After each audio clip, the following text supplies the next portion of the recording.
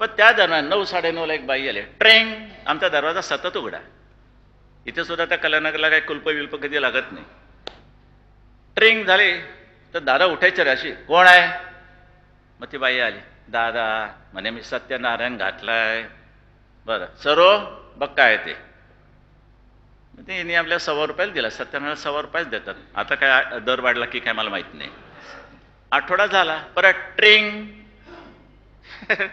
हे जरा माफ करा, दादाच्या स्वभावाचा एक पैलू दाखवते तुम्हाला, किती फटकळ होते. आणि हे असलं काही त्यांना सहनच व्हायचं नाही. तडाकन तिथल्या तिथे एक फटका मारायचे आणि मोकळे व्हायचे.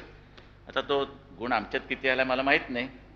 काही लोकांना अनुभव आला असला तर तो त्यांचा गुण म्हणून समजा किंवा आशीर्वाद.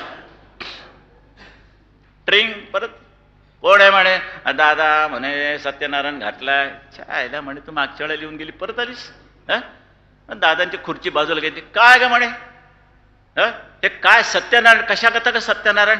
दादा म्हणे सुनेला पोर होत नाही. मग म्हणे सुनेला पोर होत नाही, मग आम्ही मेलो काय?